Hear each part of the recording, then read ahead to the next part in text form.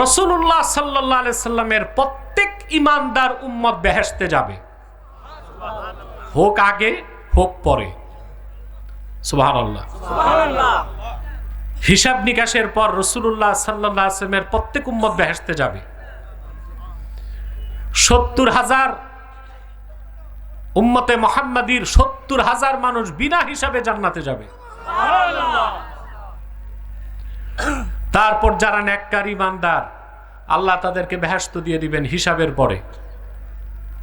তারপর যারা গুনাহগার থাকবে, রাসূলুল্লাহর শাফাআতের কারণে কোনো এক সময় আল্লাহ তাআলা তাদেরকেও জান্নাত দিয়ে দিবেন। উম্মতে মুহাম্মাদীর কোনো একজন ব্যক্তি অনন্তকাল জাহান্নামে থাকবে না, শাস্তি পেলেও কোনো এক সময় আল্লাহ তাকে জান্নাত দিবেন। বলেন সুবহানাল্লাহ। এটা আল্লাহর সাথে তার হাবিবের ওয়াদা। একটু জোরে বলি সুবহানাল্লাহ।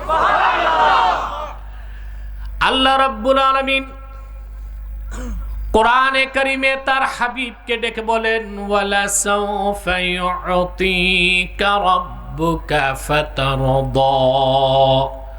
মুহাম্মদ সাল্লাল্লাহু আলাইহি ওয়াসাল্লাম, কাল কিয়ামতে হাসর ময়দানে আল্লাহ তাআলা আপনাকে এত বেশি নেয়ামত দিবেন, আপনি রাসূল রাজি হয়ে যাবেন।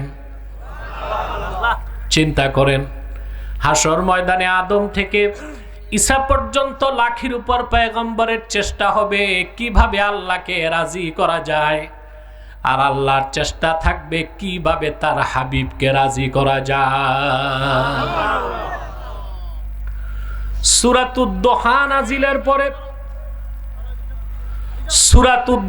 নাজিলের পরে আল্লাহর হাবিব সাল্লাল্লাহু আলাইহি ওয়াসাল্লাম সাহাবায়ে কেরামকে ডেকে বললেন, সাহাবীরা শোনো, লা আরদা ওয়া ওয়াহিদুম মিন উম্মতি ফিন্নার।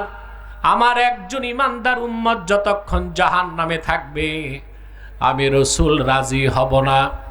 আমার প্রত্যেক উম্মতকে আল্লাহ যখন জান্নাত নসিব করে দিবেন, আমি তখন রাজি হয়ে যাব। আর আল্লাহকে ডেকে বলল, ইয়া রব, ডেকে বলবো, ইয়া রব রাদিতু, আয় আল্লাহ আমি রাজি হয়ে গেলাম। তোমার সাত জাহান্নামের কোথাও আমার দিনকে বিশ্বাস করেছে, কালেমা বিশ্বাস করেছে এমন একজন উম্মত নাই।